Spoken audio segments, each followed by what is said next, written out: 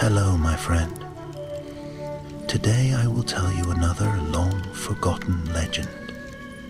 Close your eyes and let the magic transport you to Middle-earth. Our journey begins.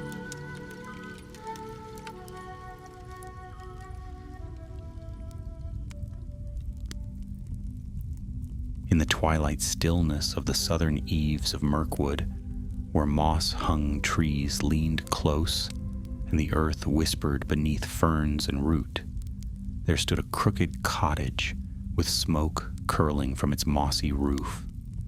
Birds of every color perched upon its rafters, and a rabbit, wise-eyed and round, slept in the sun that filtered through ivy-covered windows.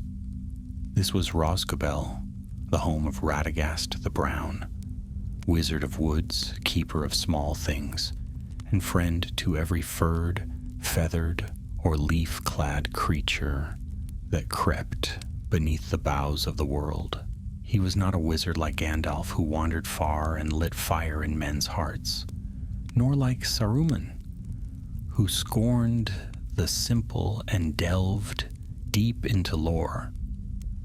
No, Radagast was a lover of quiet places. He wore robes the color of tree bark, tangled with moss and feathers, and often forgot where he'd left his staff, or what day it was, for he listened more to the chatter of squirrels than to the words of kings. But the peace of Rosgobel was fraying.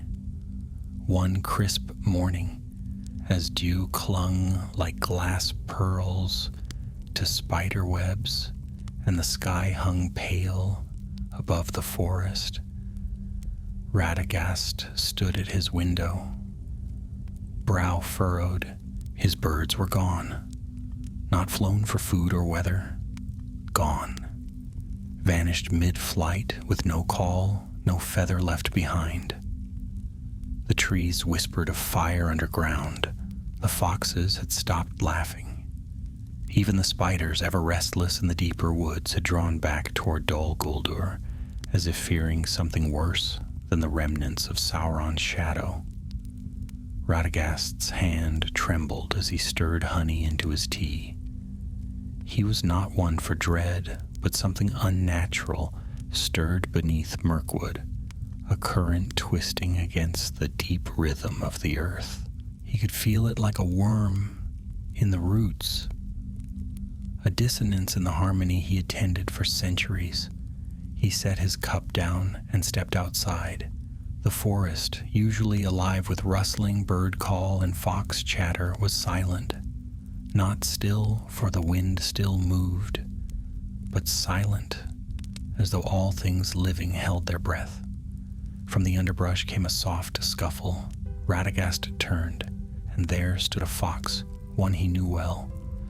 Old Larnac, red as autumn flame, tail tipped in white. But the fox's eyes were not amused as they usually were. They were wide and gleaming, his chest heaving.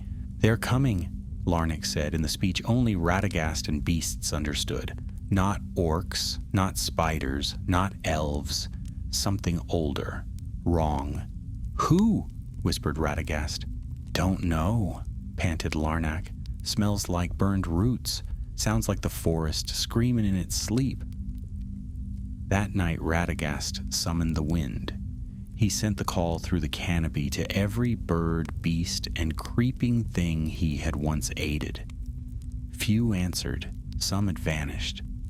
The forest was sickening. Not from poison, not from darkness, as the shadow once brought, but from something far stranger. By morning the answer came. An eagle descended from the high reaches of the misty mountains, its wings blotting the morning sun. Its name was Meneldir, and it had flown through cloud and storm to bear tidings. "A shadow has stirred beneath the hills of southern Mirkwood," the eagle said, his voice like thunder on stone. "It is no work of the necromancer. The spiders flee it, and even the ghosts of Dol Guldur recoil. We saw fire in the roots, blue and green, not red, and a shape that slithers yet stands. Not orc, nor elf, nor beast. Radagast's eyes darkened beneath his hood. A spirit? More than that, Meneldir rumbled. It is Maya, or was, before it fell. We know not its name, but it calls itself Faranul, the Forgotten Flame. It was buried in the First Age long before your coming. Now it stirs again, seeking form in the heartwood of Mirkwood. Radagast turned to his staff, gnarled and humming faintly with living magic. He had not left Rosgabel in many seasons, but he could not let this spirit take root in the forest he loved. Then we must stop it, he said simply. Larnak groaned. You mean to go toward the crawling madness? Radagast nodded. And you're coming with me. Thus began a strange company. A brown-robed wizard with leaves in his beard, a talking fox full of complaints, and a proud eagle who flew high above, watching the woods like a wary sentinel. They moved east and south, where the trees thickened and the light grew strange. Radagast could feel the land turning, leaves curled on their branches, though it was not yet autumn. Mushrooms glowed in sickly colors beneath the ferns. The air tasted wrong, like metal and burnt air. By the fourth day, they found the first mark of the enemy. A tree, massive and old, its bark cracked and blackened, as if burned from within, its roots twisted above the ground like claws. All life around it was gone. No moss, no insects, only silence and ash. Radagast stepped forward, placing a hand upon the scorched bark. He recoiled. The magic was wild, not like fire or ice, not shadow or light, but chaos, a tearing force that unraveled rather than destroyed. It pulled at his thoughts, whispered in a tongue he could not place, a voice not of this world or time. He's not just waking, Radagast whispered. He's anchoring, using the forest, taking its roots for his bones. Larnak whimpered. Let's turn around. Maybe we tell Gandalf, or the elves, or the sun. Anyone. No, Radagast said, eyes steady now. If we wait, he will be stronger. And I do not think the others can reach him in time. We go on. Meneldir dipped low from the sky. You have one chance, Radagast. If he reaches Dol Guldur, he will awaken the deep magic that lingers there, and then even the White Council may not stop him. Radagast turned, his staff aglow at the tip with golden green light. Then we shall stop him before he reaches the ruins. And so they pressed on into the heart of magical chaos, where the trees moved when no wind blew, and the shadows whispered in voices that once belonged to the stars. Their true journey had begun. The deeper they ventured into Mirkwood, the stranger the forest became.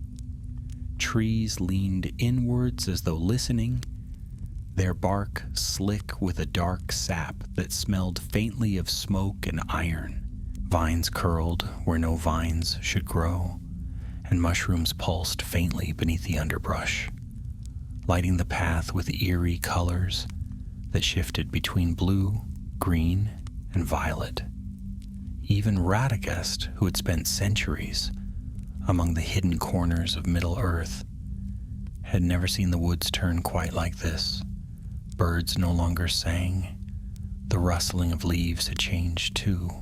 It was not wind that moved them, but something else, some unseen hand beneath the soil or spirit in the trees.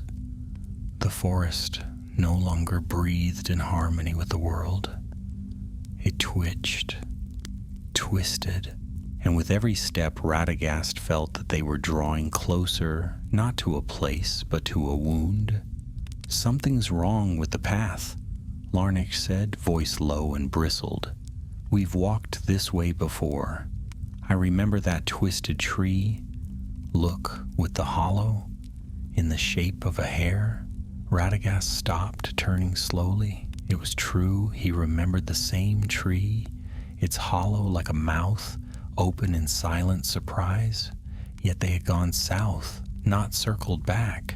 The forest was folding in on itself, or perhaps the paths were being woven anew, like a great spider spinning confusion from leaves and memory.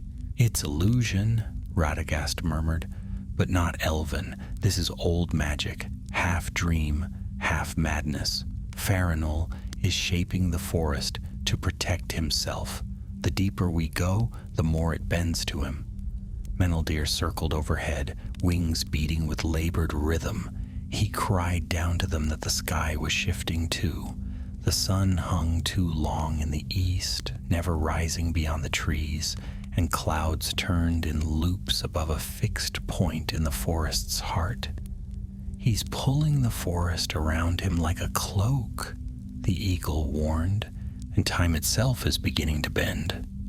They pressed on, with Radagast tracing signs in the air to steady their path. He drew ancient runes with his staff's tip, leaving behind marks of order and guidance. The spell was tiring, but it kept the madness at bay, though only just. At dusk, they reached a glade unlike any they had seen before. A clearing opened ahead, ringed by blackened birch trees, whose trunks steamed faintly as though holding in heat.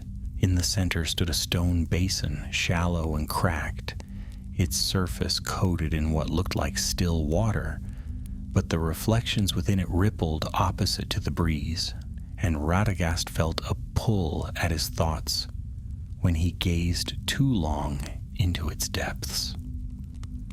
"This wasn't here before," Larnick said, sniffing the air. "It smells like burnt air and frozen earth. That shouldn't be possible." Radagast approached cautiously. The basin was not of elven make, nor dwarvish, nor anything that belonged to this age. Carvings circled the stone's rim, symbols he did not recognize, not even from the oldest tomes in the libraries of Valinor. As he reached out to touch it, the water shivered.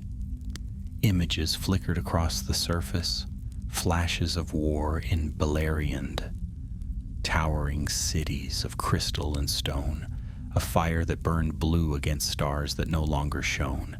He saw a figure standing alone in a ruined hall, eyes filled with fury, hair white as flame.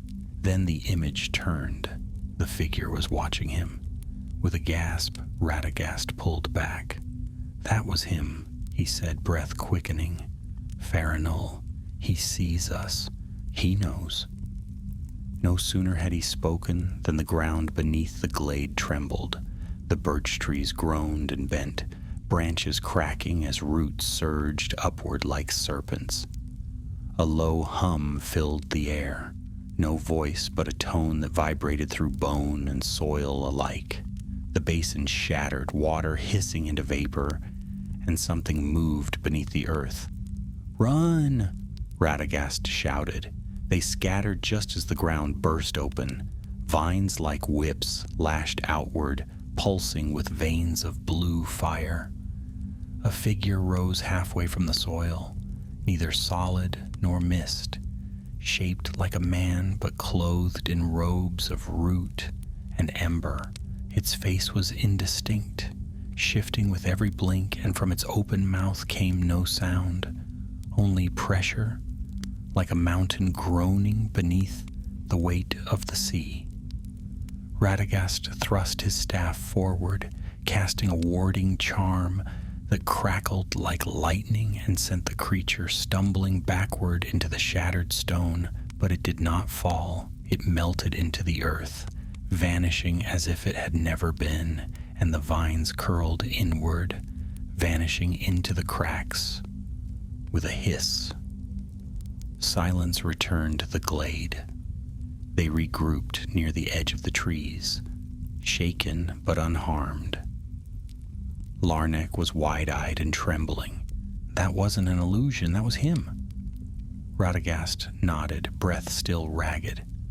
A fragment, a shade.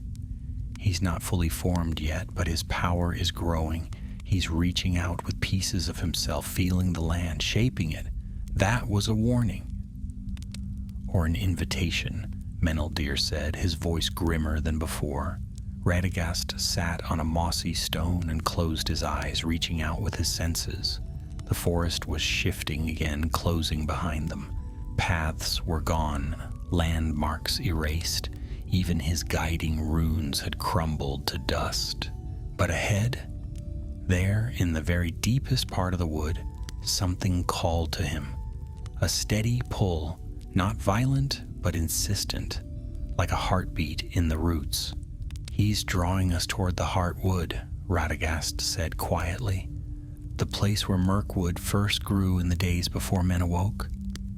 If he binds himself to the source of the forest, he'll be more than rooted. He'll become the forest. He won't need form. He'll live through every tree, every vine, every breath of wind." "And then," Larnac muttered, "he'll spread. Not just here, everywhere." That night they made a fireless camp beneath a willow whose leaves wept silently into a dry stream. The stars above were strange, constellations slightly out of place, colors dimmed and washed pale. Radagast wrapped his cloak around his shoulders and stared into the dark, thinking not of power or doom, but of balance, of all the creatures that relied on this forest. The bees, the owls, the red deer, the ants in their hills, and the moss on the stones. He had never sought heroism, but if this spirit shattered the harmony of the wild, then every field, every riverbank, every hollow in Middle-earth might soon echo with chaos. At dawn they would press on to the Heartwood, and if they failed, Mirkwood would not merely fall, it would turn. The morning light filtered weakly through the leaves, which hung thick and low like drapes of velvet green turned to sickly gray. It did not warm the skin nor brighten the forest floor, and as the little company rose, even the birds, those few that remained, were silent. Radagast stood slowly, brushing leaf litter from his robes, and peered into the gloom ahead. The path forward was choked by mist, though no river or marsh lay near. This fog did not rise from water, but from magic, and worse, chaotic magic, with no true rhythm or reason, like the memories of a dream turned sour. They set out in single file, with the Larnac leading, his snout low to the ground, sniffing for signs of false turns. Meneldir soared above the trees, though even he found the air thick and strange, the wind too quiet, as if muffled by invisible walls. Radagast followed with his staff drawn, its tip glowing a soft, steady gold to hold back the mist. At times it flared brighter when something unseen moved just beyond their vision, but the creatures, if they were creatures at all, kept their distance. Around midday they reached what once might have been a path, though it was now overgrown and veiled in hanging moss. Radagast paused here, raising a hand. The air felt wrong again, not merely thick, but tense, as though it bristled with a presence that had not yet decided whether to show itself. "We are being watched," he said quietly. "Not by beasts, not even by him. Something older." Larnac stiffened. "Older than him?" Radagast didn't answer. Instead, he stepped carefully to the side of the path where a stone lay half buried beneath roots. He knelt beside it, brushing away the earth. It bore no writing, only a symbol carved in smooth, precise lines. A spiral bound within a tree, surrounded by tiny stars. I know this mark, he murmured. The elves of Greenwood called this the sigil of the still grove. It was said to be the place where the first trees of the forest were planted by Yavanna's will, where the ground still remembers the song of creation. And he's going there? Larnach's tail lashed behind him. Lovely. What could go wrong with letting a half-mad spirit root himself in the divine heart of the forest? Radagast rose, brushing dirt from his fingers. It explains the draw. He wants to shape himself from the song, not just from roots and leaves, but from the memory of Arda itself. If he succeeds, he won't just live, he'll belong. The forest won't reject him. It will accept him as its voice. They pressed on, though the path twisted more fiercely now. Several times they walked in spirals, returning to the same fallen log or crooked stump, no matter which direction they turned. Radagast grew weary with spell work, drawing clearer wards with every step, forcing the chaos back with ordered magic. He sang now, low and slow, in the ancient tongue of the Ainur, calling on the memory of the world before time. At last they broke through. The mists fell away like curtains, and before them stretched a glade vast and solemn. The trees here were colossal, their trunks so wide 10 men might not circle them hand in hand. Their bark shimmered faintly, not with light, but with depth, like looking into an ancient well. And in the very center of the glade, rising from the earth like a throne of roots and greenstone, stood a mound crowned with a single glowing tree. Its leaves were pale silver, each one a perfect shape, and they did not stir in the wind. Radagast stared, breath caught. This was it, the Heartwood, the Still Grove, a place not touched by Sauron, nor even Morgoth before him, a memory of Arda unmarred, hidden deep within the world. But they were not alone. A figure stood at the base of the tree, robed in something that shimmered and shifted. At once, bark and fire, shadow and light. He had no face, only a hollow, where light pooled and eyes might once have been. When he turned to face them, the air itself bent around him like heat rising from stone. Radagast the Brown, the figure said, his voice not spoken, but impressed upon the mind like a distant memory. Forest friend, leaf singer, you come late, but not too late. I have not rooted fully yet. Radagast stepped forward, wary but calm. You are Farinul. I was, said the spirit. Once I bore another name before the War of Wrath, but I cast it aside when the Valar turned their backs on the scattered and the forgotten. I wandered the edges of being until I found rest here, beneath your trees. I do not wish to conquer. I wish to become. Radagast narrowed his eyes. You twist the forest to your will. You silence the birds. You poison the trees. I change them, Farinul replied, raising one hand. The old balance is dying. The shadow rose, the shadow fell, and yet you cling to harmony that no longer suits the age. I offer a new order, fluid, eternal, rooted in fire and life alike. Larnach growled. You burned half the forest doing it. The spirit's gaze turned toward the fox. Sacrifice is required. Growth requires pain. The trees understand this. The soil does not complain when its worms are crushed. Radagast's staff shone brighter, a golden glow that pushed the shadows back. This is not the will of Yavanna. You do not belong here.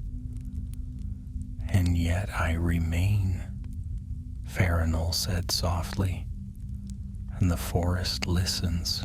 Can you not feel it, wizard? The roots are mine. The leaves hum with my breath. Even now, the tree behind me, this last remnant of the first song, leans toward me. I will become the voice of Mirkwood. Radagast stood firm. Then I must silence you before the forest sings with madness?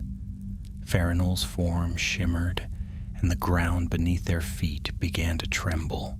The trees groaned and bent inward. From the soil rose twisted things, mockeries of beasts, shaped from root and rot, eyes gleaming with unnatural light. The spirit did not attack, not yet.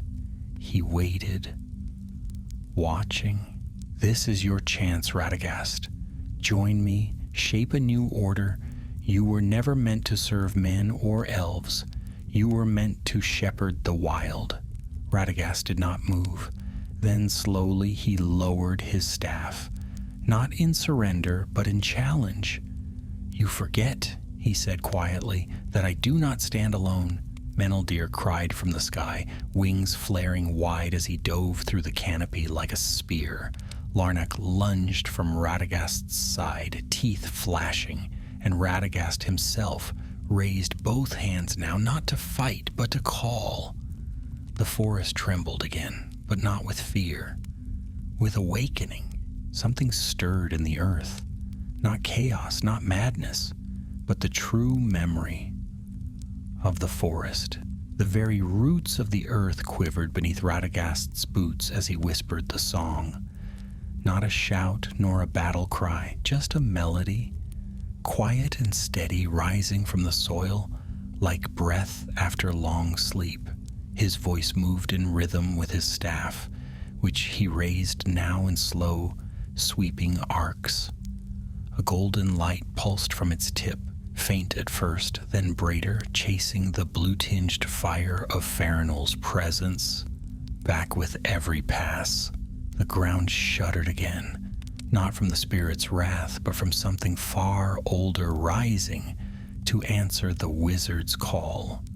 The corrupted creatures that had crawled up from the soil halted. For a moment, they seemed uncertain. They tilted their twisted heads, mouths agape, as if listening to a tune they had almost forgotten. Then one by one, they began to shriek, not in fury, but in confusion and pain, as the song reached them. Their forms shimmered, faltered, and crumbled to soil and bark once more. Farinol's silhouette flared with sudden brightness, his formless face turning fully toward Radagast. "What is this?" he demanded, though his voice was no longer so steady. "This is not the power of the Istari. You call to something beneath the Valar's sight. I call upon the memory of Arda unmarred," Radagast replied, his voice calm but resolute, the whisper in the roots that has never known war or pride, the breath of Yavanna's dreaming. As he spoke, the great tree behind Farinol stirred for the first time. Its silver leaves rustled with a sound like wind over still water, and the roots beneath it shifted with slow, thunderous creaks.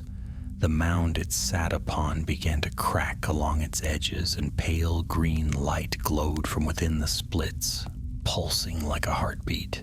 Farinol raised both arms. Blue flame flared around him, racing out along the forest floor like veins. Trees groaned and blackened, bark splitting with cries like breaking glass. The air turned foul, the light dimmed, and even the grass wilted beneath the weight of magic. Yet Radagast held fast, pressing his staff to the ground. The golden light flared brighter still, locking horns with the chaotic fire in a silent struggle that sent sparks leaping through the clearing. Meneldir, diving low from the skies, struck at Farinol from above. His talons raked through the spirit's shoulder, not tearing flesh, but disrupting form. The blow staggered Farinol backward, forcing him closer to the base of the heartwood. Larnak darted beneath his robe-like limbs, sinking teeth into roots that had coiled up to shield the spirit's legs. He bit down hard and yanked, snarling through the strange, sappy tendrils that tried to twist around his muzzle. Farinal screamed, his voice no longer silent or distant.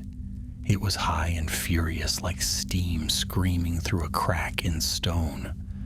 He lashed out, sending a pulse of force that threw Meneldir off course and flung Larnak backward into the roots of a nearby tree.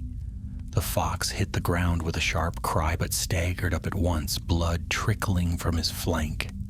Radagast stepped forward, his song shifting into a chant now, deeper and steadier.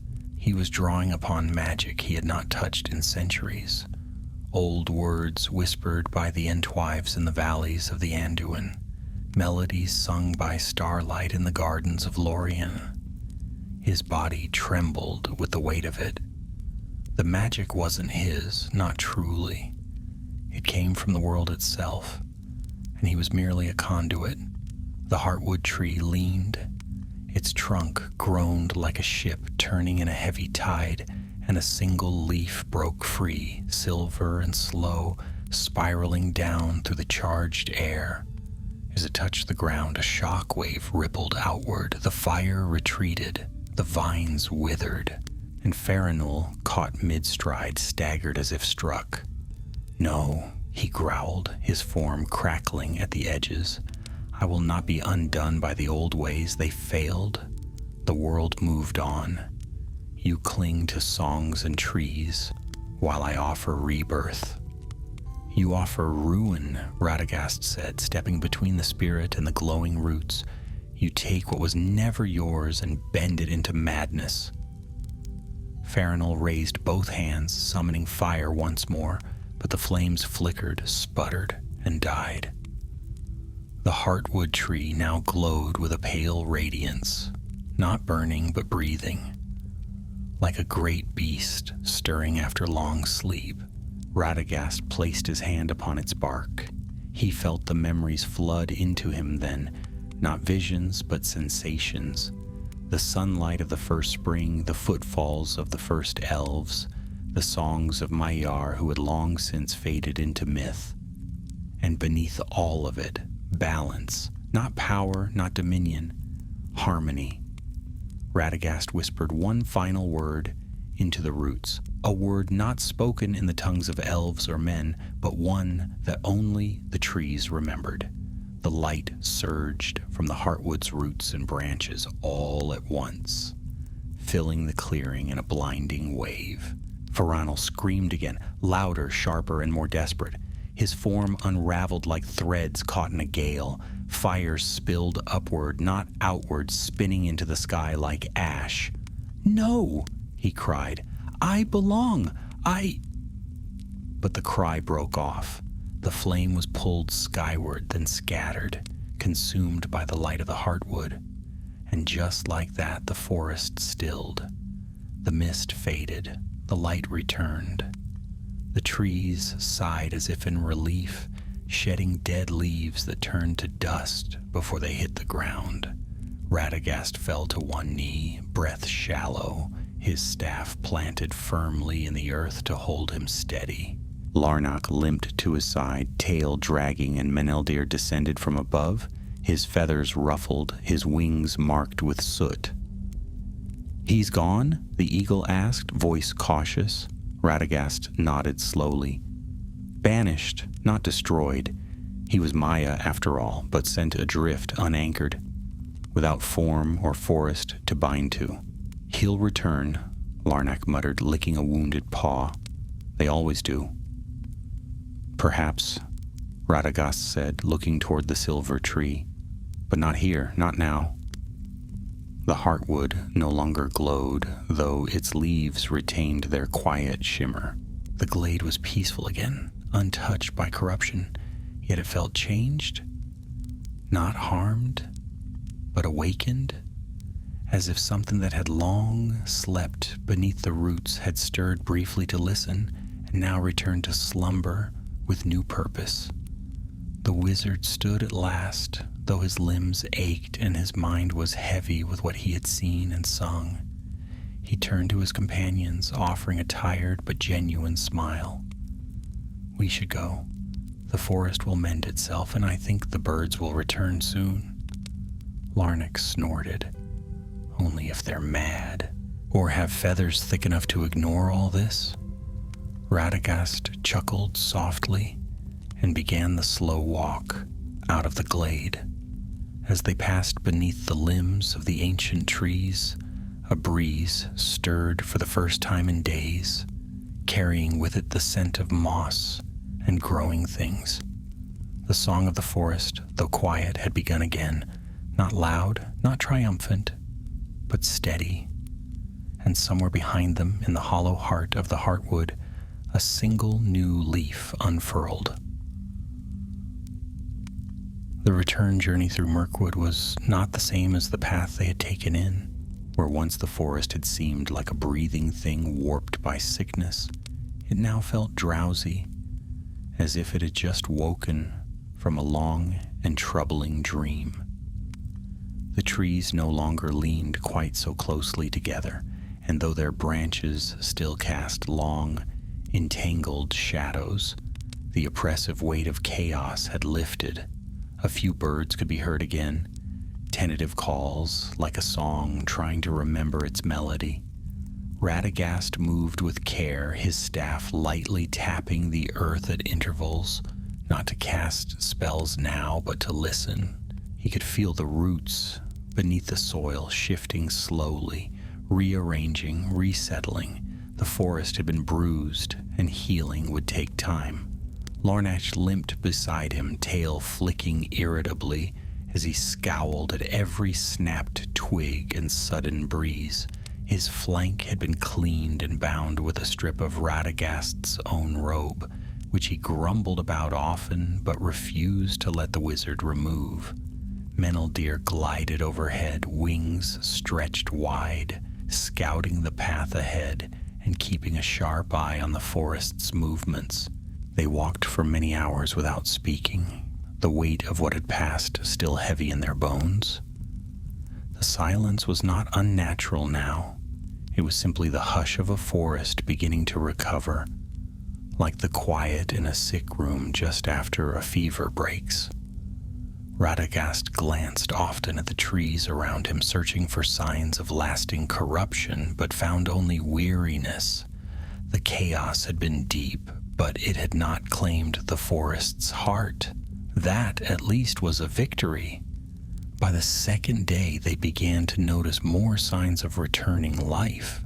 A family of squirrels darted overhead, chattering to one another as they leapt between branches.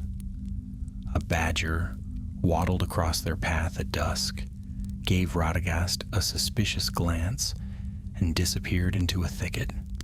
Even the spiders, though still lurking in the darker places, had retreated to their usual haunts and were no longer spreading unnaturally beyond their borders. Still, Radagast remained cautious. Magic like farinals, once stirred, had a way of leaving echoes behind, faint traces that could become dangerous if left unnoticed. He made it a point to pause near each of the old landmarks they had passed: the scorched tree, now stripped bare and brittle, the stone basin in the glade, or what was left of it, now sunken and cracked beyond repair. He marked each with a rune of binding and balance, humming softly as he worked. On the third day, they found a trail of broken branches and trampled grass leading off the main path. Radagast knelt beside it, fingers brushing the torn earth. "Boar," he said quietly, but frightened. It ran this way in panic, not hunger. Something startled it. "Maybe it smelled your cooking," Larnax muttered, curling up on a patch of moss. "Or maybe it's just a boar. Not every broken branch is an omen of doom." "Perhaps not," Radagast agreed, though his brow furrowed. "But the forest is still unsettled.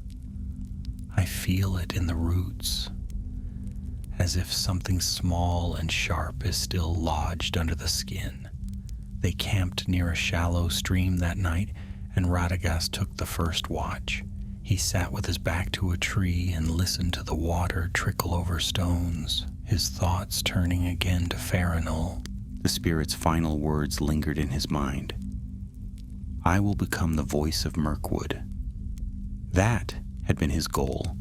Not destruction, not conquest, but transformation. He had believed he was healing the forest by remaking it in his image. And that was perhaps the most dangerous part of all. He hadn't thought himself evil. Radagast stirred the fireless embers with a stick. The flame he conjured was small, warm, and invisible to those beyond their circle. He was not fond of bright fires in the woods, too disruptive to the rhythm of the night. Still, the warmth helped to ease the stiffness in his legs. Menelder landed nearby, wings folding neatly against his sides. You still carry the weight? The eagle observed, his keen eyes catching every flicker of Radagast's expression. Radagast nodded. I wonder if I could have reached him before he fell so far. He was already falling when you met him, said Menelder, and you are not the one who pushed. Perhaps, Radagast murmured, but I keep thinking, if he had found a place in the world, a proper one perhaps, he would not have clung so hard to power. He wanted to belong, so many of us do. Menelder tilted his head. You speak of him as if he were a man. He was Maya, like you. I know, said Radagast, but sometimes even spirits lose their way, not because they are wicked, but because they grow lonely. They fell into silence again, and Radagast watched the stars for a while. The sky was clearer now, and a thin moon rose over the treetops. He traced the constellations with a finger, whispering their names like old friends. There was Arundel's sail, gleaming faintly in the east, and above it, the sickle of the Valar, turning ever watchful in the night. In the morning they broke camp and turned westward, drawing closer to the outer edges of Mirkwood. Radagast planned to return to Rhosgobel, but not immediately. There were other parts of the forest he needed to visit first, hidden groves and old glades, where the land had been thinned by Farinol's influence.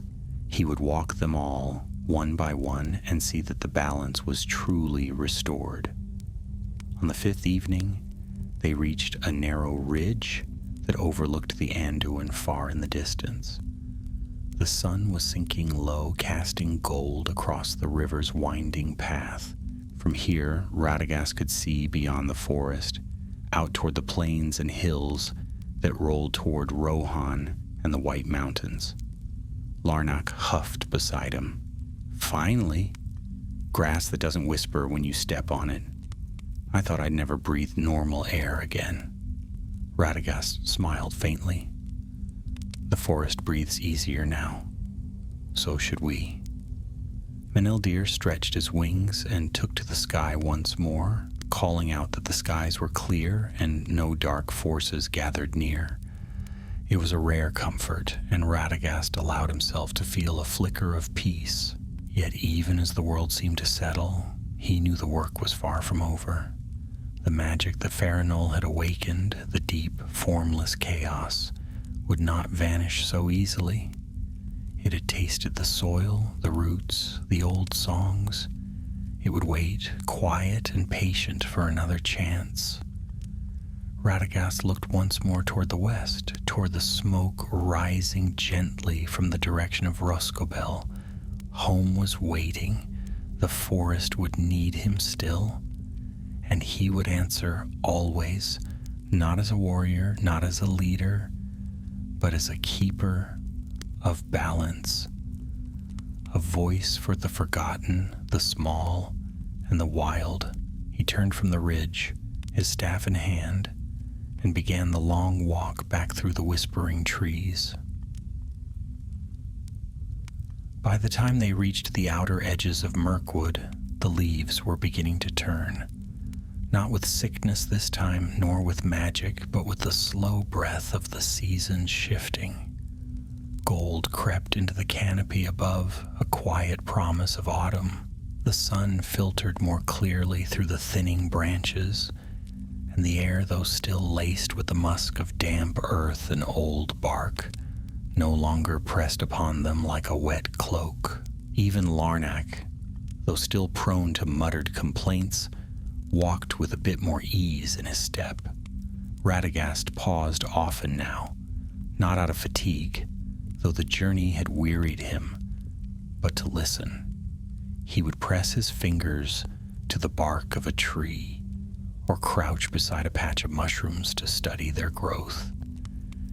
He listened for the hum of life beneath the surface, for signs that the wild things were returning to their rhythms. In most places, the forest seemed to be settling well. In others, there were silences too deep to be natural. Near one such hollow, where no birds sang, and the moss lay dry despite recent rains, Radagast halted and turned slowly in place. The air felt oddly still. A soft breeze rustled the leaves, but it did not reach the ground.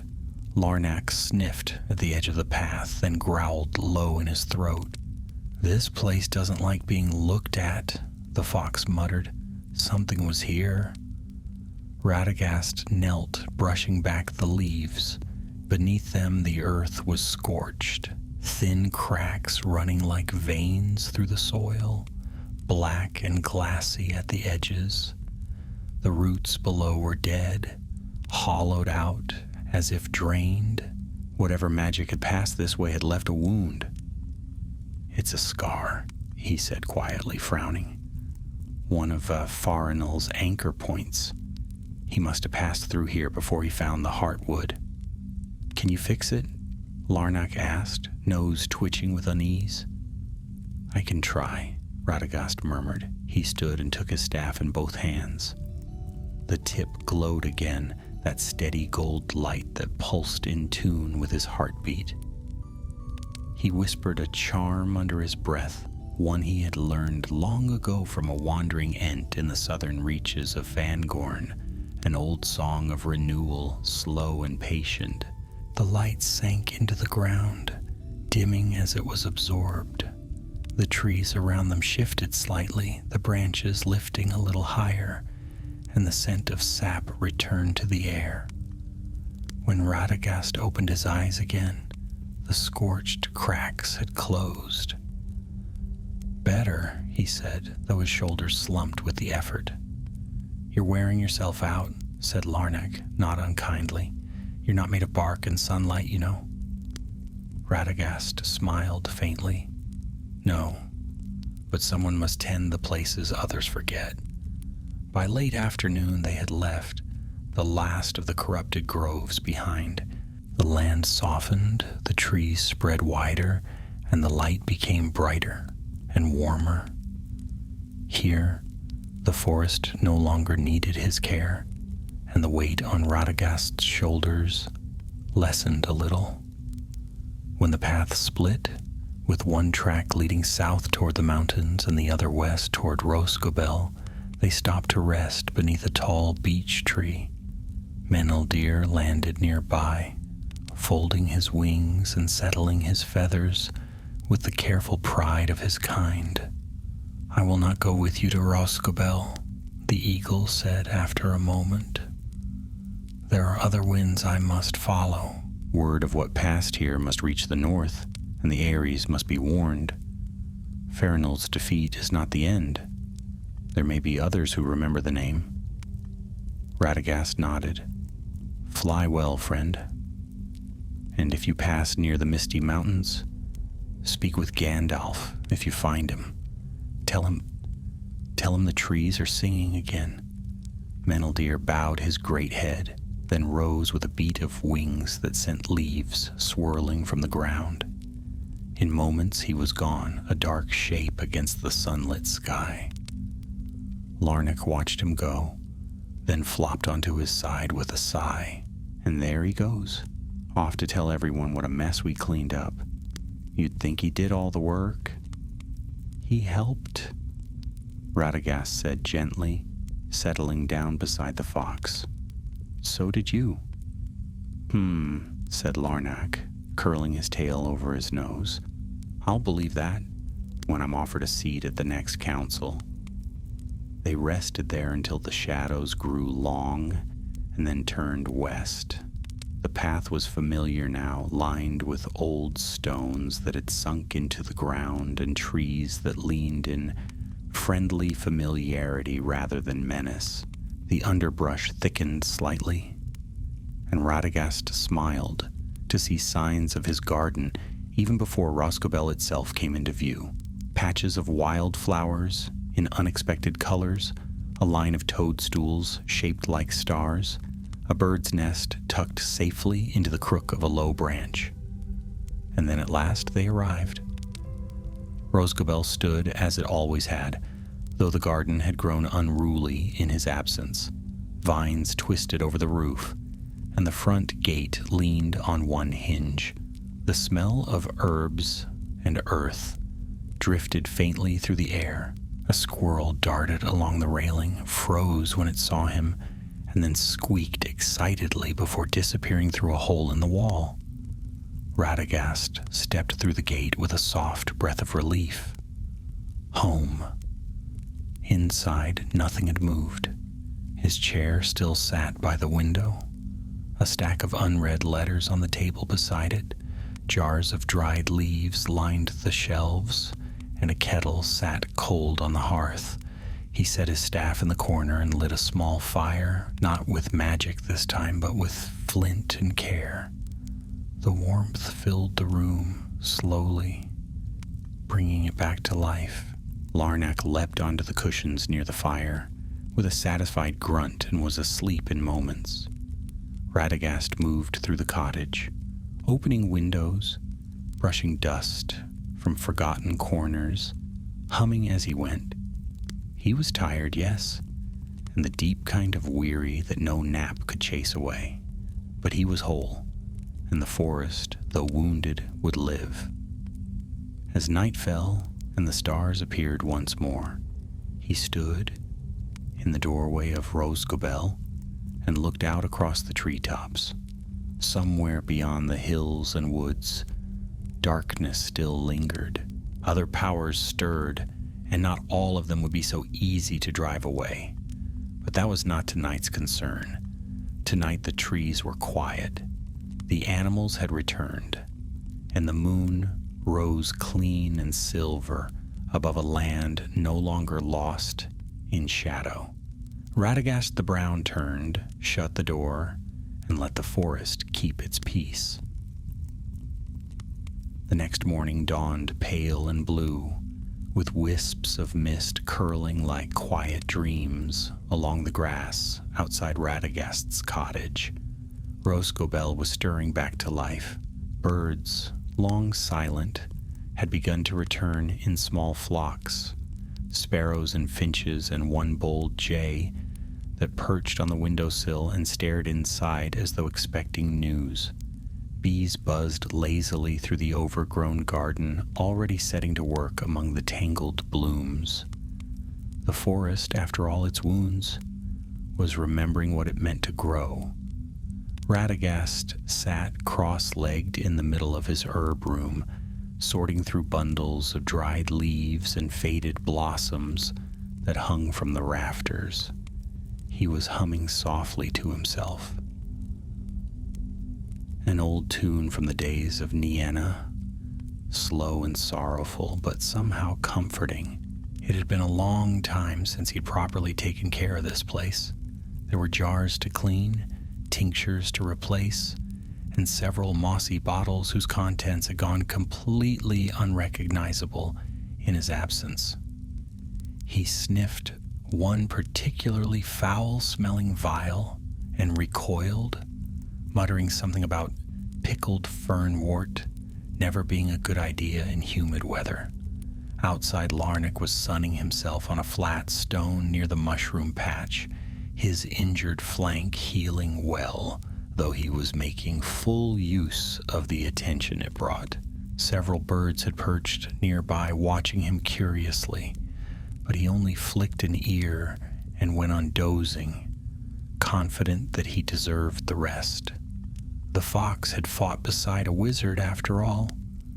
That had to count for something. It was mid-morning when the knock came at the door. Radagast looked up from his work, surprised. Few visited Roscobel uninvited, and fewer still came with the polite sense to knock. He wiped his hands on a faded cloth and shuffled toward the door, opening it to reveal a tall figure cloaked in travel-stained gray, his wide-brimmed hat tucked under one arm. "Gandalf," Radagast said, blinking. The gray pilgrim inclined his head, his eyes twinkling beneath thick brows. "May I come in?" Radagast stepped aside at once, motioning toward the sitting room. "Of course. I wasn't expecting you. You're usually off causing trouble in distant lands." "I could say the same of you," Gandalf replied, settling into the chair beside the fire and stretching his legs. "Word of what happened in the heart of Mirkwood has reached even the northern passes." "You've been busy, old friend." Radagast poured tea, wild mint brewed fresh that morning, and handed Gandalf a cup. The elder wizard sipped it with a nod of approval before setting it aside. "I heard of the spirit," Gandalf said at last. "Farinol. Not a name I'd expected to hear again. He vanished long before the fall of Beleriand. Some believed he was destroyed with the burning of the northern forests. Others thought he had fled beyond the circles of the world." "He hid," Radagast said, taking his own seat, "deep in the roots of Mirkwood, where the chaos could mask him. He fed on broken magic and tried to become something new. Not evil, perhaps, but twisted, disconnected. He wanted to belong to the forest, but on his own terms. Many have fallen that way," Gandalf murmured, tapping his fingers against his cup. "The desire to reshape the world, even in the name of harmony, is dangerous when it forgets the world's will." Radagast nodded slowly. He wasn't like Sauron nor like the Balrogs.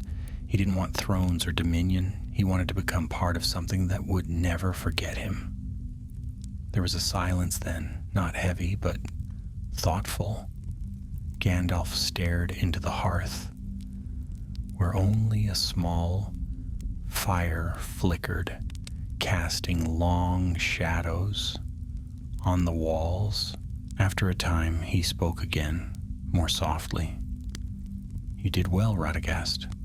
Few would have understood what needed to be done, and fewer still could have walked that path and returned untainted." "I wasn't alone," Radagast said. "Larnac and Meneldir stood beside me, and the forest itself. It remembered me. That mattered." "Don't underestimate the strength of that bond," said Gandalf. "Yavanna sent you for a reason, even if you've doubted it over the years." "I never doubted her," Radagast replied. "I doubted myself." Gandalf smiled, that same crooked, weathered smile that had calmed the fears of kings and frightened the pride of tyrants. "Well, stop that. There's still much to be done in this world. The great shadows are stirring again, and the balance you've restored here will be needed elsewhere. One battle may be done, but the war is not." Radagast looked toward the window, where the trees swayed gently in the breeze. "I don't know if I'm meant for war." "Perhaps not," Gandalf said, "but you're meant for healing. And that, in its own way, is the other side of every battle." They spent much of the day together, talking in low voices, sharing stories of places walked and people met. Radagast listened more than he spoke, his heart heavy with both weariness and wonder. It felt strange to speak so openly of what had passed, to hear it named as something noble. In truth, he had acted not out of duty, but out of love for the trees, the soil, the quiet creatures who would never lift sword or crown. That night after Gandalf had gone, vanishing into the twilight with little more than a wave and a swirl of cloak, Radagast stood once more on his doorstep, looking out over the moonlit garden. The stars blinked gently overhead, the same constellations that had watched over him since the beginning. He could hear owls calling to each other and the rustle of leaves as a hedgehog nosed its way through the grass. Behind him the house was warm. Larnick snored softly in his sleep, curled on the hearth rug like a heap of leaves. Radagast leaned on his staff, his thoughts drifting. The world was changing again. Magic, both old and new, was stirring beneath the surface of things. He could feel it in the wind, in the whispers of the trees, in the distant movements of stars he had once known by name. His part in that greater story was uncertain, but for now, the forest was safe, the balance restored, and the long night held no fear. He turned back inside and closed the door, leaving the stars to keep their watch. The days that followed passed quietly, with a rhythm so gentle that it almost erased the memory of chaos. Radagast returned to his old routines, mending the herb beds behind the house, cleaning the shallow brook that ran through his garden, and untangling the nests that birds had built in the eaves of his roof.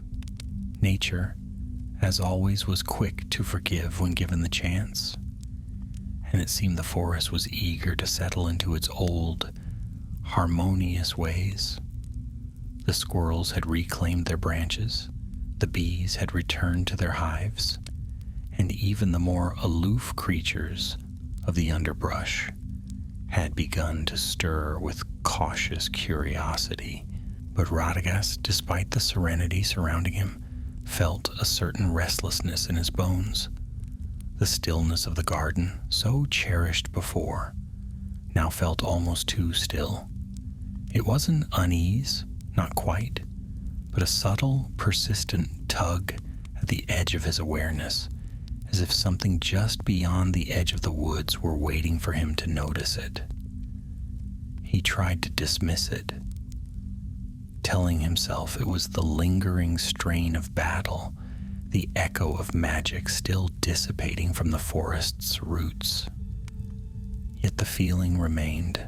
One afternoon, while hanging freshly gathered bundles of lavender and meadowsweet to dry in the sun, he noticed that Larnick was pacing. The fox, healed now and back to his usual sarcastic self, had not left Rosgobel's grounds in days, but today he moved in circles, his nose twitching, his ears flattened with frustration. "You smell it too," Radagast said quietly, tying the stems with a length of twine. Larnick paused, gave a short nod, and sat down with a thump. "It's like something's missing or moved. I can't quite place it, but the forest's heartbeat, it's not steady. Something's pressing on it." Radagast sighed, setting the herbs aside. He had hoped, perhaps foolishly, that the aftermath of Farinol's defeat would fade without further consequence. But magic, especially the old kind, never truly left. It sank into the earth like rain, soaking into every root and stone, and sometimes it pooled in the corners of the world where few thought to look. That evening, Radagast sat at his writing desk for the first time in many months. He unrolled a piece of vellum, dipped his quill in ink made from crushed nettles and oak gall, and began to write. His handwriting, usually a meandering sprawl of loops and curls, was tighter now, more deliberate. To Gallion of Thranduil's court, keeper of records and lore of Greenwood, I hope this letter finds you well and in peace. I write to you with a question regarding the deeper foundations of Mirkwood. In particular, I seek information, however ancient or fragmentary, on the older names of places buried beneath the southern glades. There are signs that a force, long thought dormant, stirred recently, and while it has been cast out, I fear the disruption it caused may have awakened things better left asleep. If there are records of other beings tied to the land in the elder days, those who were not named among the valor or the great enemies, I ask that you share what you can. In friendship and urgency, Radagast the Brown. He sent the letter by hawk the next morning. Gallion was no wizard, but he was a sharp-minded elf with access to ancient scrolls, and he had once assisted Radagast during a bitter winter in the far north, when a sickness spread through the reindeer herds. He would respond quickly if he could. In the meantime, Radagast resumed his quiet vigil. He patrolled the nearby glades with more attention than before, checking on the root lines and tree speech of each stretch of forest. Most of what he found was encouraging. Saplings growing strong, bird flocks forming their old migratory patterns, mushrooms springing up in healthy rings. But there were also patches of silence, small hollows where moss would not grow and even the insects refused to crawl. In one such place he found a single stone buried in the earth, black and veined with lines of silver, carved faintly with a symbol he did not recognize. He did not touch it. Instead, he circled it carefully, muttered a word of shielding in a language older than fire, and marked the place with a staff of rowan bound with ivy. Whatever had left it had done so intentionally. That night, the dreams returned. Radagast had long since learned to recognize the difference between dreams of the mind and dreams of the world. This was the latter, deep, cold, and vast. He walked in a forest, not of trees, but of shadows, where the trunks pulsed with light that flickered like distant stars. The ground beneath his feet was not soil, but memory, and somewhere in the depths, something was singing, not in words, not in any language he knew, but the song was beautiful and lonely and terribly old. He woke before dawn, heart pounding. The following morning a bird arrived, not one of his own, but an elven falcon, sleek and silver-eyed, with a ribbon of green silk tied to its leg. Radagast untied the message and read quickly, his breath catching as he scanned the ink. Gallion's reply was short, but precise. Radagast, there is a name that appears in the oldest charts of southern Greenwood, older even than the arrival of the Nandor. Thorlund, it was called once. It is not Elvish, though we have assumed it to be. In Quenya, it might mean root of secrets, but no scholar agrees on this. The area is said to have been avoided by both beasts and elves long before Dol Guldur's rise, a place where things went to sleep or were buried. There is no more. Be cautious. The forest forgets nothing, and it rarely forgives. In haste, Galion Radagast set the letter down slowly, his thoughts turning. Thorlund. The name rang faintly in his memory like the toll of a bell, submerged in deep water. He'd never heard it spoken aloud. It belonged to a time before even the Ents remembered. He stood from the table, reached for his staff, and whistled once. Larnick appeared at the door moments later, fur bristled, eyes bright. "You found it, haven't you?" the fox said, tail flicking anxiously. "Not all of it," Radagast replied, wrapping a cloak over his shoulders. but enough to know we're not done. There's something deeper in Mirkwood than even Farinol knew, something older, and it's beginning to wake. They left before midday, slipping into the trees like shadows returning to their home. The forest was quieter the second time they entered, though not in the same hushed way that had preceded Farinol's rise. This quiet was heavier, ancient, rather than sinister, as if they were walking not through a place but into a memory the forest had buried so deeply it barely remembered the shape of it. The trees here were older than any Radagast had seen before, tall and twisted, their bark blackened by time, not fire, and their branches reaching so high they vanished into a canopy that blotted out the sun. The air was thick with the scent of damp roots and fallen leaves, but beneath it lingered another smell, faint, metallic, and strange, like stone warmed by blood. They traveled southeast, past the glades where the spiders once lurked, beyond the borders where even Thranduil's scouts had rarely gone. Radagast guided them with a sense he didn't fully understand, led by the whisper of tree song in his bones and the glimmering edges of dreams he could not quite recall upon waking. Larnak walked close beside him now, his usual sarcastic commentary gone, his movements careful and ears flicking at every sound. By the second day, they left the trails behind entirely. No birds followed them. Even the wind seemed reluctant to pass through the trees. The undergrowth had thinned, leaving moss-covered stones and fallen trunks draped in cobwebs, though there were no spiders to be seen. More than once, Radagast paused to examine strange markings etched into the bark.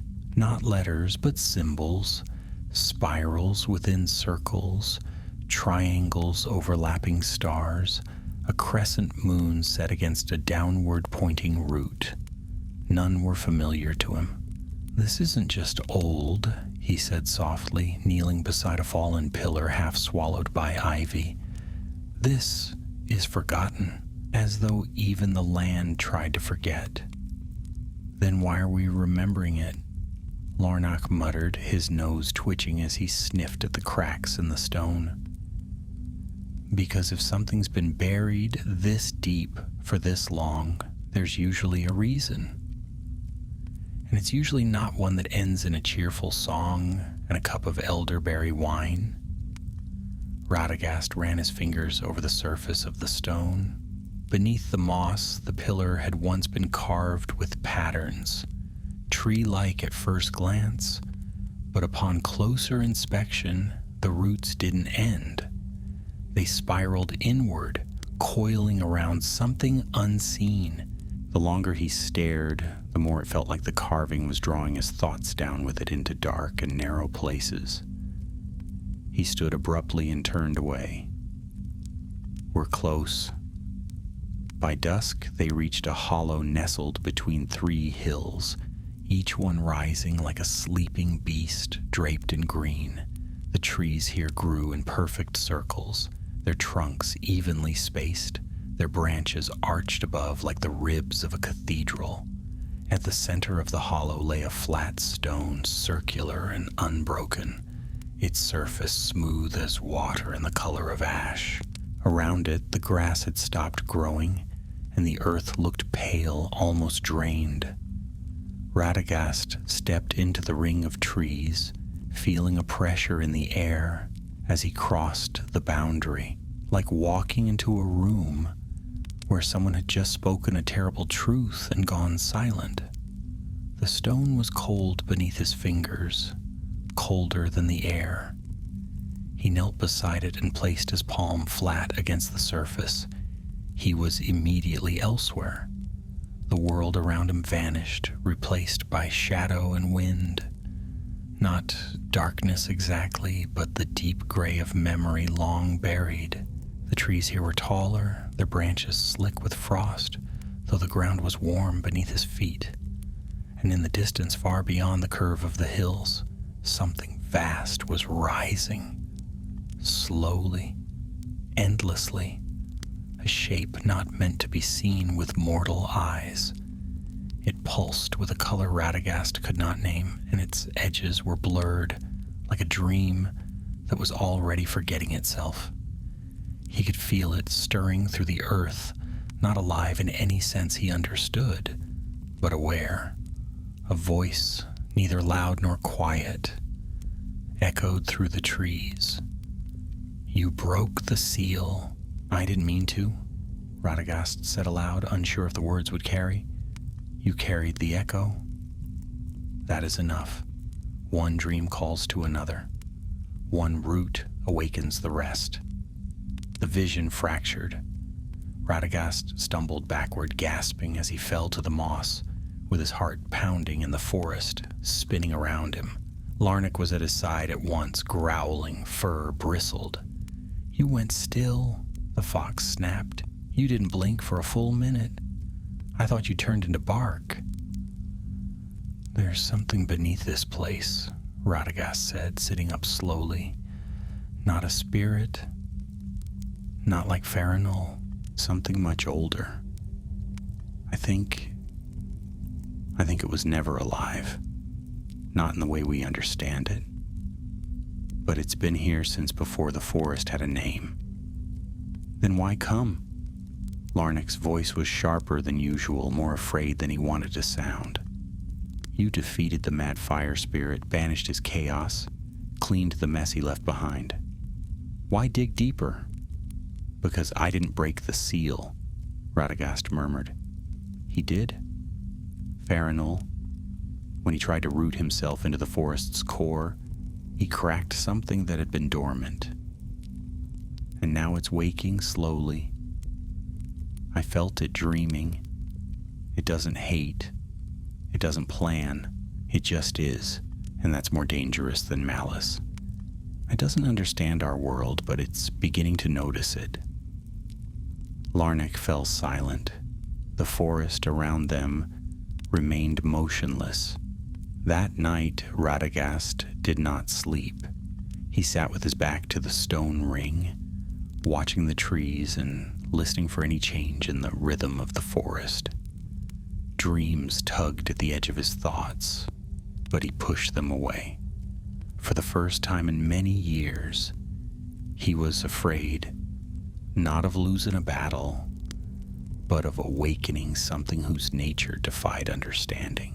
He had spent his life learning the songs of the world, how the rivers hummed in their beds, how trees whispered in the wind, how stars moved like music too vast to hear. But this thing beneath Thauerland had no song, no rhythm. It was stillness, without silence. It was the breath of the earth before the first word was spoken. In the gray hours before dawn, Radagast rose and took his staff in hand. The stone in the center of the hollow was unchanged, but he could feel it pulsing faintly beneath the soil.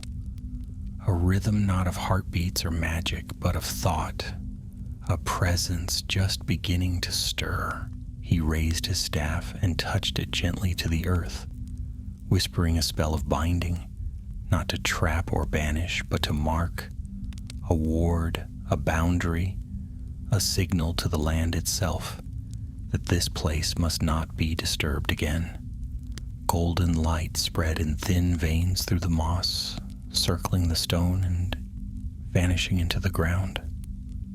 When it was done, he turned to Larnick. "We leave it. We let it sleep." The fox didn't argue. He simply nodded and followed as Radagast led them away from the hollow and into the trees once more. But long after they were gone, the earth in Thauerland pulsed once more, slow, deep, and watchful. They returned to Roscobel just as the first real autumn rains began to fall. The scent of wet leaves and wood smoke drifted through the trees, and the forest sighed with the change of season. Drops struck the roof in gentle, measured rhythm, and the windows fogged at their corners. with the warmth inside. Radagast stood beneath the crooked eaves of his cottage for some time, hood pulled low over his brow, his eyes fixed on the horizon where the canopy gave way to misty hills. He hadn't spoken much since their return from Thorland. There had been nothing to fight, nothing to seal or cast out, and yet the weight of what he'd felt beneath the forest, the immense waiting stillness, sat heavier in his chest than any battle. There was no darkness to chase from the land this time, no cursed spirit or corrupted grove. The danger lay in what might be, in something so ancient and vast, it had no need for shape or speech. Larnac didn't press him. The fox had taken to sleeping near the fire most days, his fur drying after long walks through the sodden underbrush, and he watched Radagast with the wary patience of someone who had seen too much and knew better than to ask questions the world wasn't ready to answer. He still cracked the occasional joke, though more to fill the silence than out of mischief. And when Radagast sat too long at the windowsill, the fox would bring him his boots or nudge him toward the door with a muttered suggestion about checking the mushrooms before the squirrels eat them all. It was on one such afternoon, a gray and dripping sort of day, with clouds hanging low over the hills, that a knock came at the door. Radagast had not expected visitors, especially not in such weather, and he nearly dropped the pot of boiled bark he was straining into a jar. At the threshold stood a rider cloaked in a rain-spotted green mantle, the hood pulled low over her face. Her horse, a sturdy chestnut with shaggy hooves, stood behind her with its reins draped loosely over one arm. The woman pushed back her hood, revealing a familiar face framed by thick braids of copper brown. "Elwyn?" Radagast said, blinking in surprise. The woodswoman grinned. "I thought you might have turned into a tree by now." "I've come close," he replied, stepping back to let her in. "Come, you look half drowned." She hung her cloak by the fire and took the seat Larnac usually claimed. He, sensing his territory had been invaded, slunk onto the windowsill with an indignant grunt. Elwyn accepted a cup of birch leaf tea and took a long drink before speaking again. "There's been word among the woodmen," she said, setting her cup down. "Strange dreams. People waking in the night and wandering into the forest without knowing why. Always in the south. A boy vanished from one of the outlying villages near the Narrows. They found him 2 days later, barefoot and dazed, walking in circles around an old tree stump. He didn't know his name."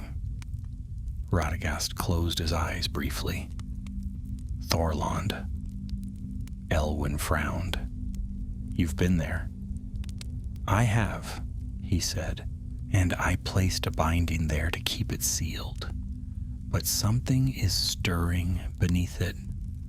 I fear Farinol's efforts cracked more than we realized." Elwyn leaned forward, her voice low. "Then why isn't the forest burning? Why haven't you called for help? If it's waking, it doesn't move like other things," Radagast said, choosing his words with care. "It doesn't rise with fire or scream into the world like the shadow. It waits and listens. I don't think it means harm, because I don't think it knows what harm is. It's like a mountain learning it has a voice." Larnac spoke up from the window. "And if it finds that voice, what then?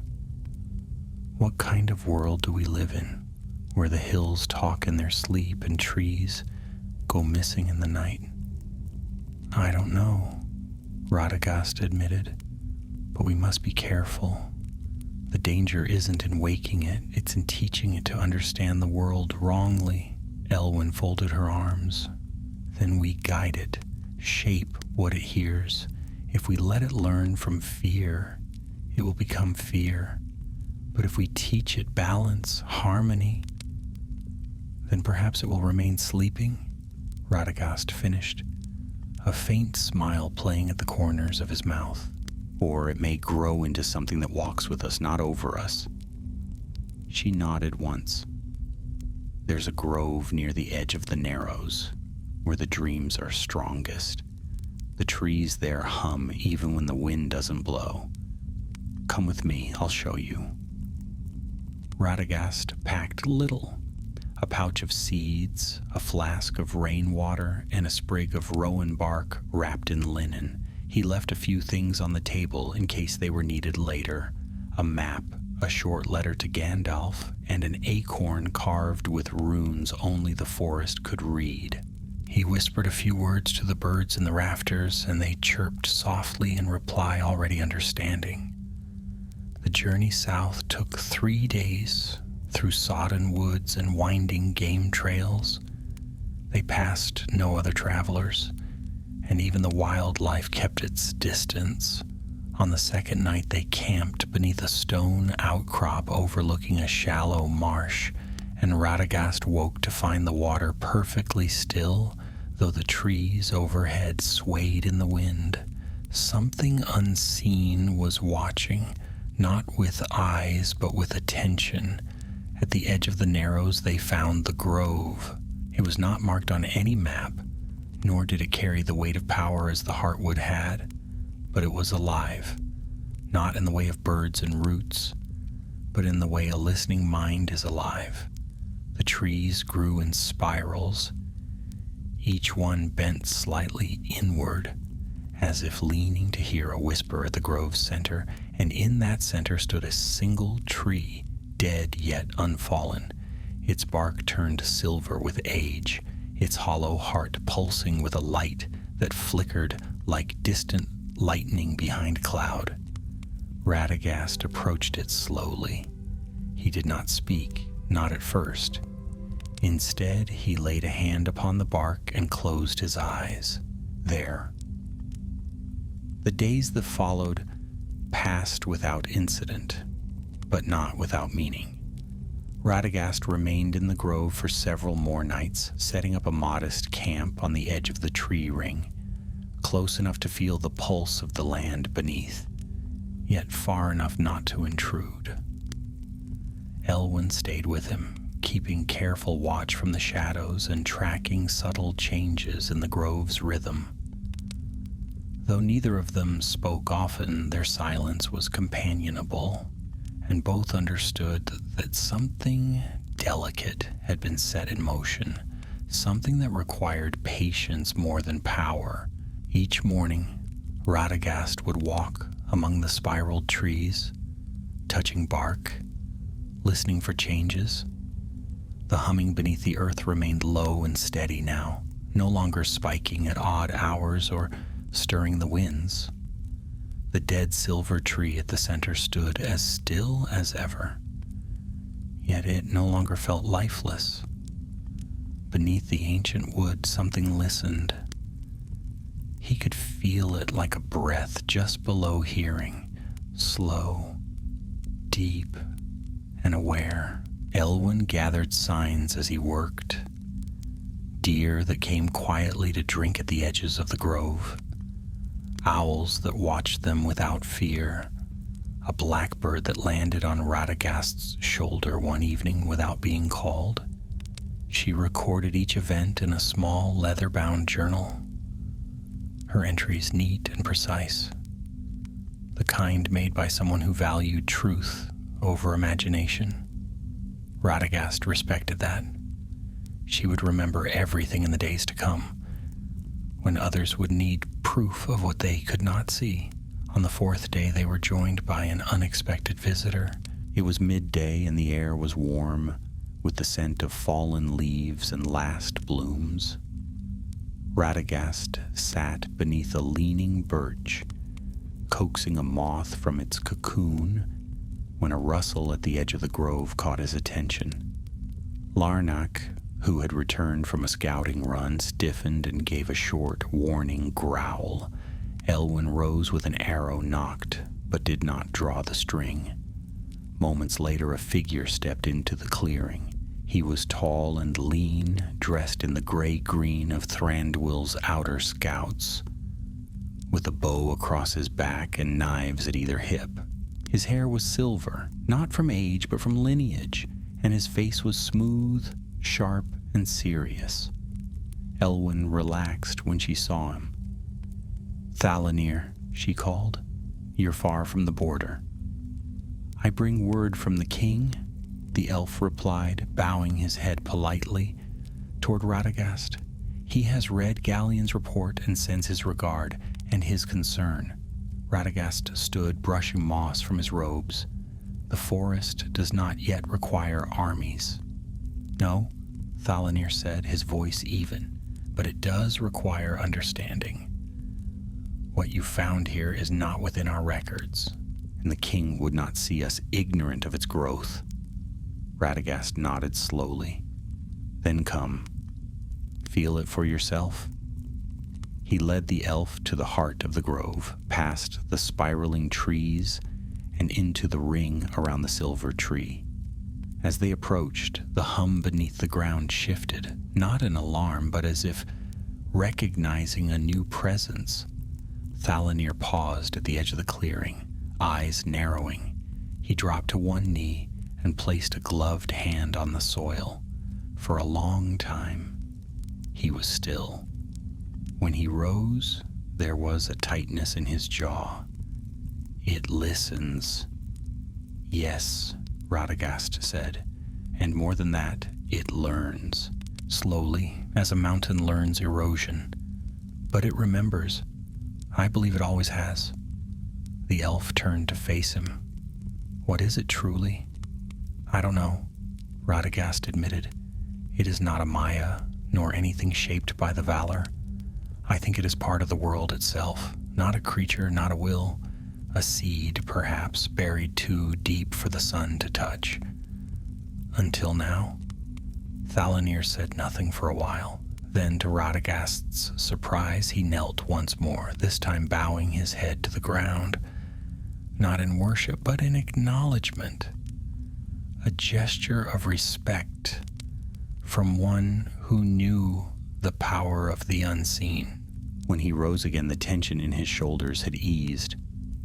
"The king will not move against it," he said, "but he asks that it be watched."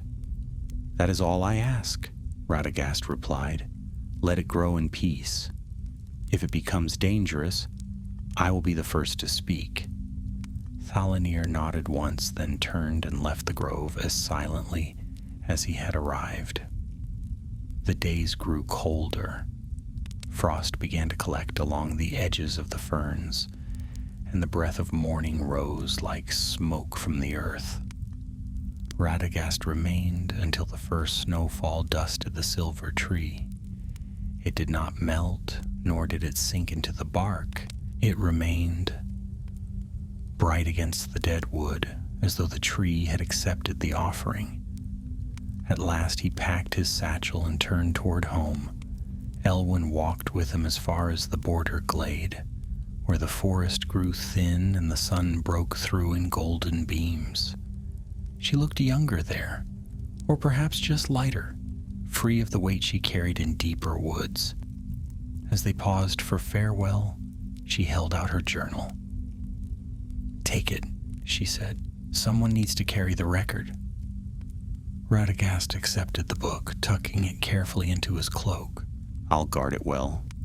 She hesitated, then gave him a sharp smile. "You're not what I expected, Radagast the Brown."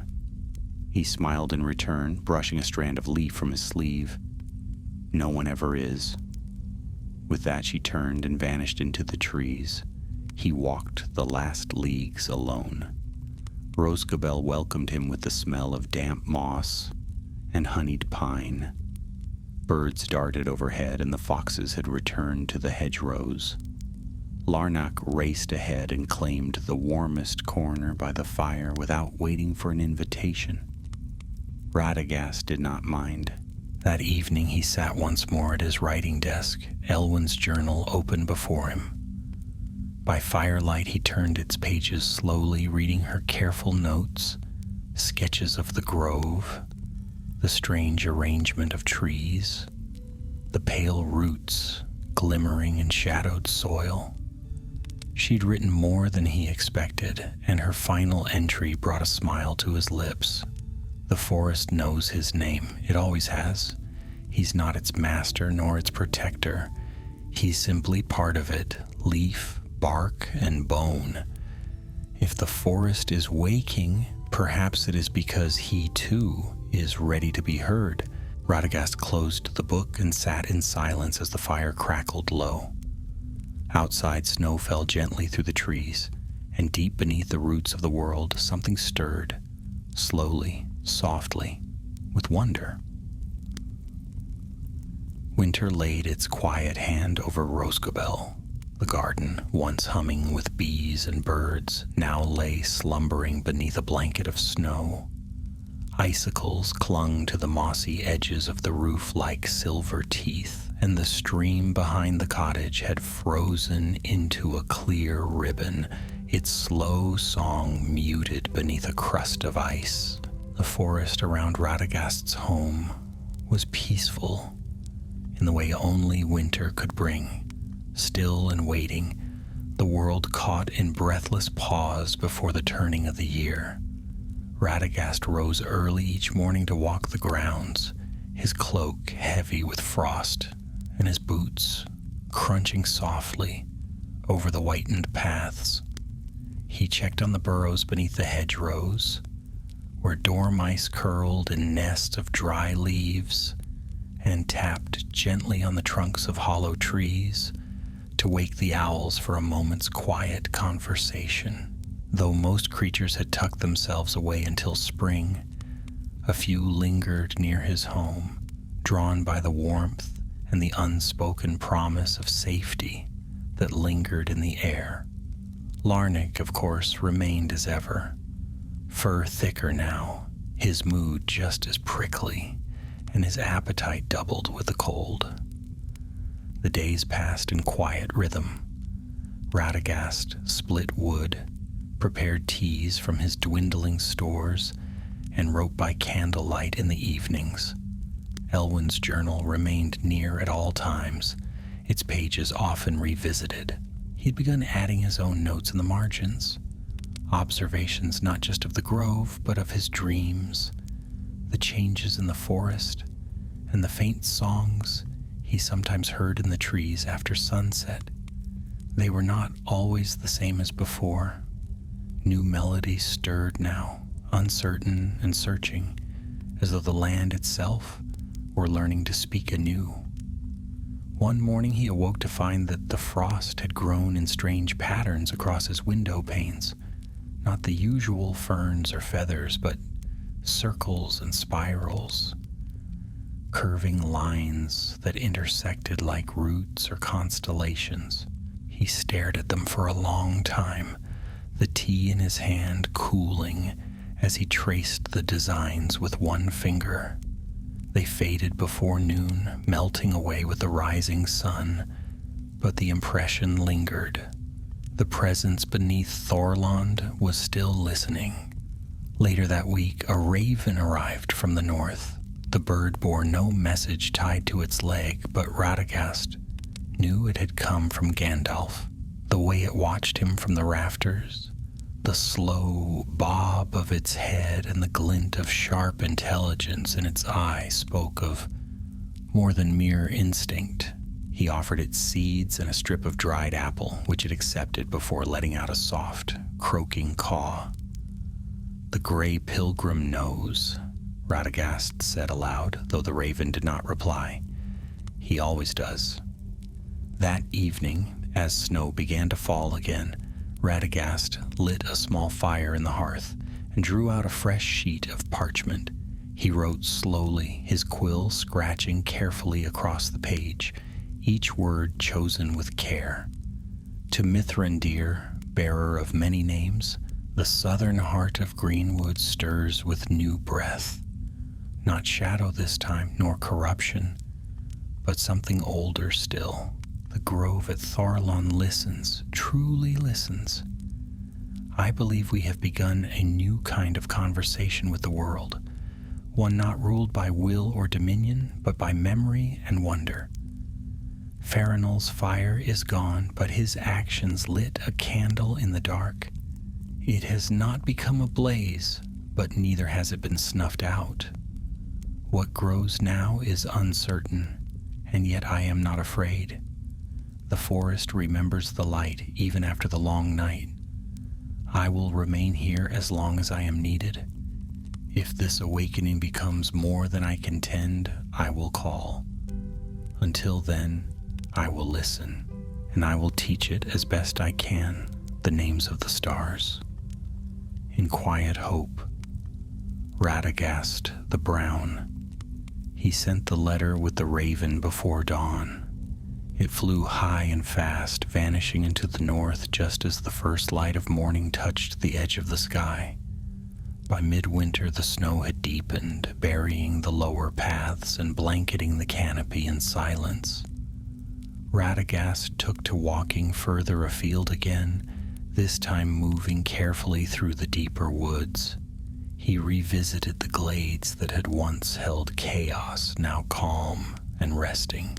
The old birch tree where Farinol had made his stand stood bare and clean now, its bark stripped of soot, its roots slowly drinking the melted snow. In the shadows of the eastern hollow, where he'd once sensed dread, he now heard a bird singing, a winter wren, brave and alone, its high-pitched song bright against the cold. He paused in every place that had once carried pain and left small offerings, a pine cone wrapped in golden thread, a sprig of holly laid in a circle of stones, a single acorn carved with the rune for peace.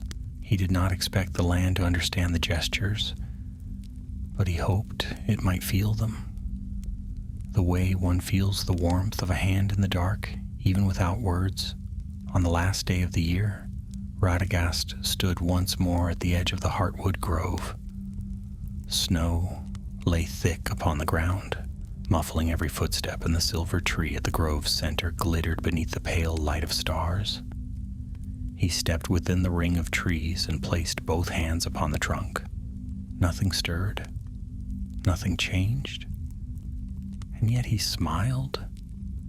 The tree was alive in a way that few could perceive, not with the pulsing life of animals or the fire of spirits, but with stillness, with memory. It had listened to him once, and it would do so again, in time. That was enough. When he returned to Roscobel that night, the forest was lit with frost. Moonlight caught on every branch, every frozen leaf, turning the woods to silver. Larnac met him at the door, blinking sleepily, and then vanished back inside toward the warmth of the fire. Radagast followed, stepping into the golden light of his cottage. The smell of pine and cinnamon in the air. He removed his cloak, stirred the embers, and added another log. Then he took up his journal and began to write. Outside, the stars turned slowly above the trees, and deep beneath the roots of the world, the sleeping presence dreamed again, not of darkness nor of dominion, but of wind through boughs and rivers singing through stone. It dreamed of harmony, of seasons, of balance, and it remembered the voice that had first spoken to it in kindness. He was no voice this time, only listening.